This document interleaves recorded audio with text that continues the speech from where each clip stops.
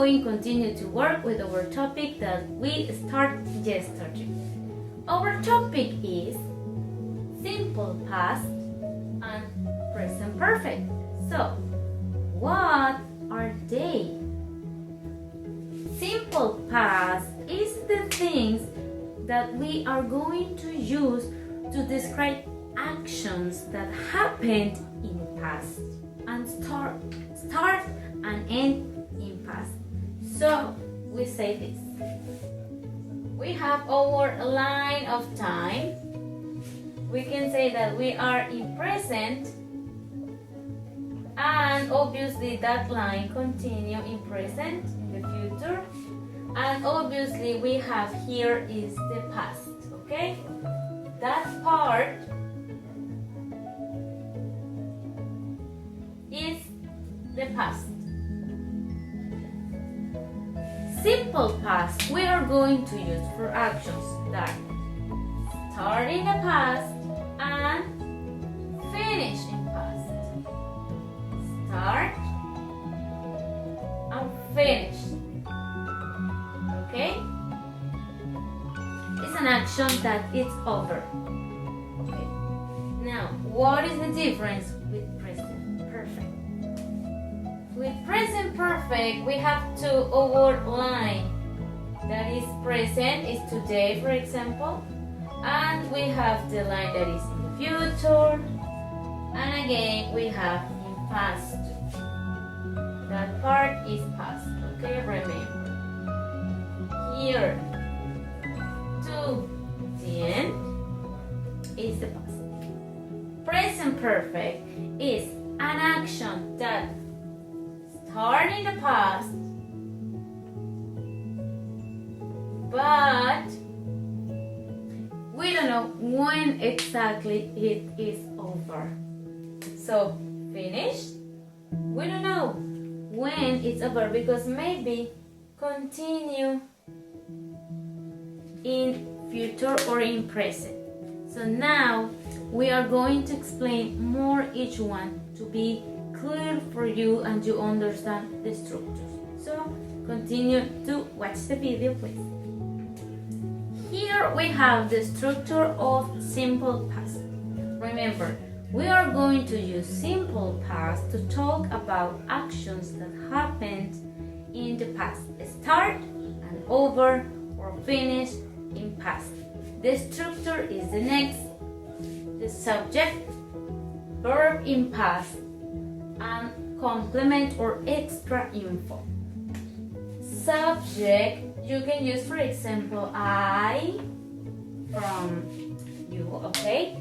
The verb in past, here the verb in past, you need your list of verbs.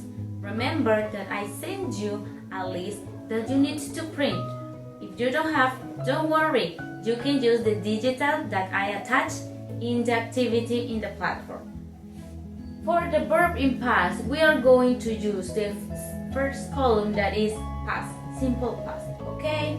So there we have two different types of verbs. We have the regular verbs that finish in ed, and we have the irregular verbs that you need to learn by heart. In this case, I'm going to use, for example, a verb that is irregular. I ate, that is the past form to eat. Eat is the infinitive, ate is the past. So, I ate pizza yesterday or last night, for example.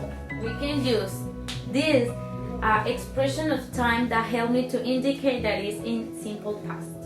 Now we are going to use a regular verb. For example, we can use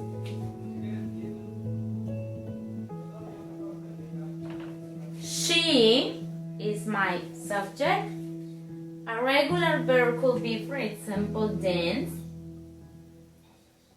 Dance, here I have the EDN that indicate that is regular verb. She danced with me last example. That are expressions of time that you can use to indicate simple past. Remember that it's very important that you take in account that we have irregular verbs. We have two different verbs. We have irregular, like saw, wrote, etc. And we have regular verbs that are all the verbs that finish in ed.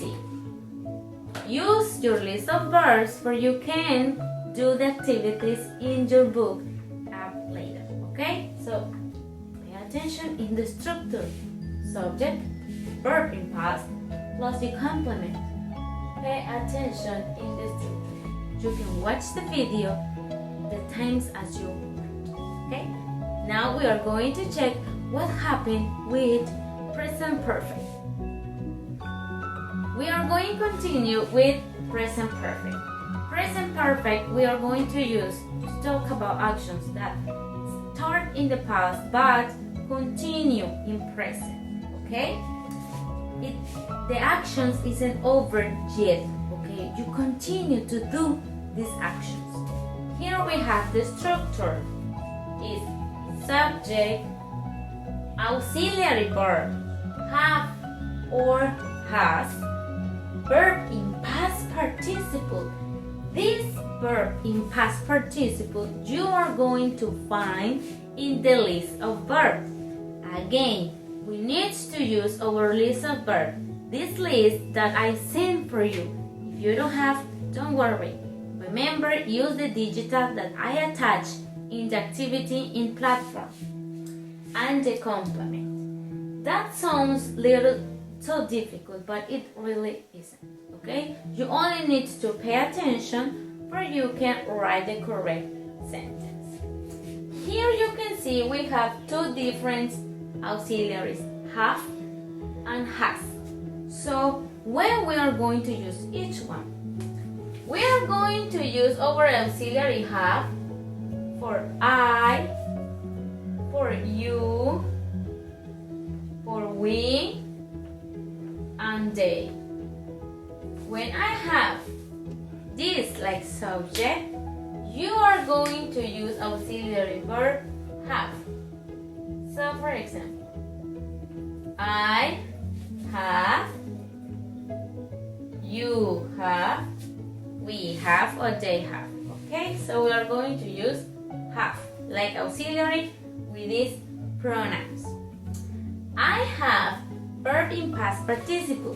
Here again we have two possible options, regular or irregular verb. All depend of the verb, depend del verbo, depend of the verb. Okay, if you have a regular verb, you only need to add the ed. For example, I have dance.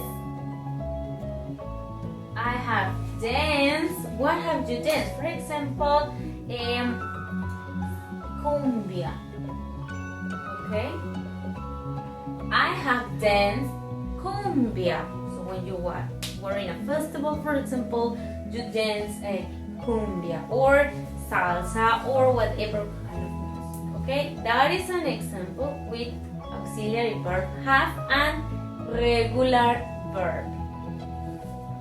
So, when we are going to use has, we are going to use with, what do you think?